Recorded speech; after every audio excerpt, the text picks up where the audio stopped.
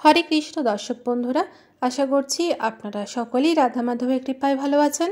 আজ আমরা শ্রীমদ্ ভগবদ গীতার দ্বিতীয় অধ্যায় সাংখ্যযোগের 71 এবং 72 নম্বর শ্লোকটি পাঠ করব।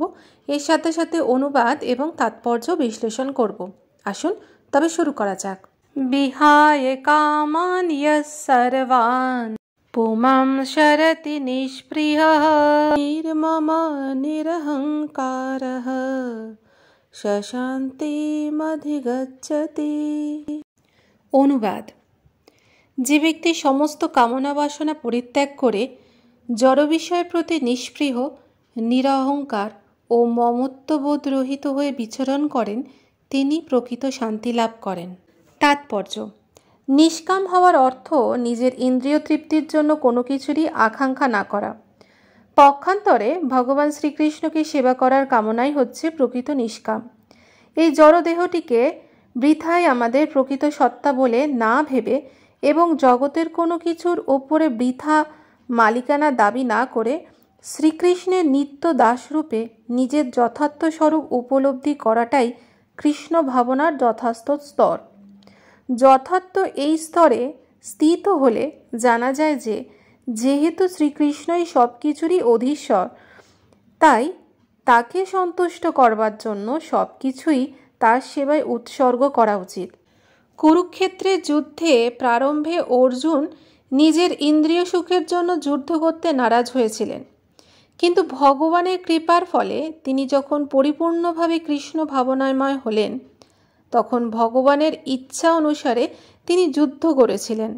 নিজের জন্য যুদ্ধ করবার ইচ্ছা অর্জুনের ছিল না, কিন্তু ভগবানের ইচ্ছার কথা জেনে সেই একই অর্জুন সর্বতোভাবে যুদ্ধ করেছিলেন। ভগবানকে সন্তুষ্ট করবার বাসনায় বাসনারহিত হওয়ার একমাত্র উপায়। কোনো রকম কৃত্রিম উপায়ে কামনা বাসনাকে বর্জন করা যায় না। জীব কখনোই ইন্দ্রিয় অনুভূতি শূন্য অথবা বাসনারহিত হতে পারে না, তবে বাসনার ভাবটি তাকে পরিবর্তন করতে হবে। জড়জাগতিক বাসনাশূন্য মানুষ অবশ্যই বোঝেন যে সব কিছুই শ্রীকৃষ্ণের এবং সেই জন্য তিনি কোনো কিছুরই ওপরে মালিকানা দাবি করেন না। এই পারমার্থিক জ্ঞান আত্ম উপলব্ধির ওপর প্রতিষ্ঠিত, অর্থাৎ তখন যথাযথভাবে বোঝা যাবে যে চিন্ময় স্বরূপে প্রত্যেকটি জীবই শ্রীকৃষ্ণের নিত্য অবিচ্ছেদ্য অংশ এবং তাই জীবের নিত্য স্থিতি কখনোই শ্রীকৃষ্ণের সমান বা তার চেয়ে বড় নয়। কৃষ্ণ ভাবনামৃত এই উপলব্ধি প্রকৃত শান্তি লাভের মূল নীতি। এষা ব্রাহ্মী স্থিতি পার্থ নৈনম প্রাপ্য বিমোহতি স্থিত্বা সামন্তকালেপি ব্রহ্ম নির্বাণমৃচ্ছতি।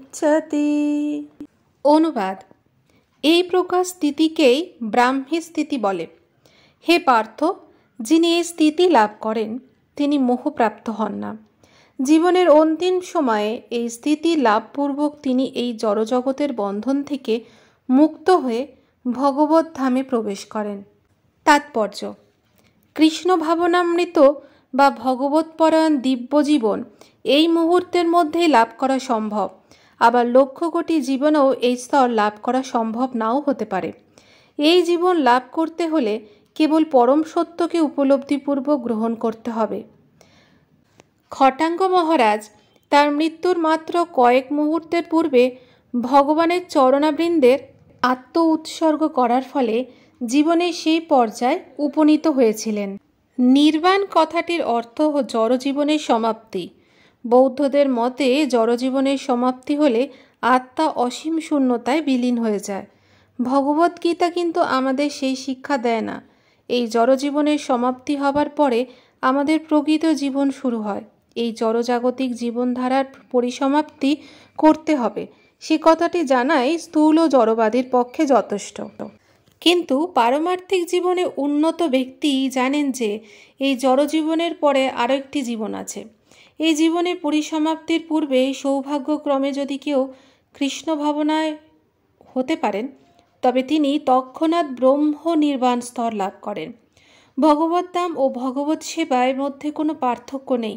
যেহেতু উভয় চিন্ময়, তাই ভক্তিযোগে ভগবানের অপ্রাকৃত প্রেমময়ী সেবায় নিয়োজিত হওয়াই হচ্ছে ভগবদ্ধাম প্রাপ্তি।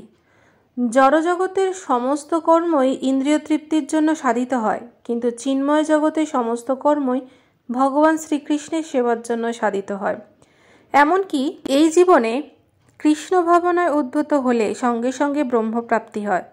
আর যিনি কৃষ্ণ ভাবনাময় মগ্ন, তিনি নিঃসন্দেহে ইতিমধ্যেই ভগবদ্ধামে প্রবেশ করেছেন।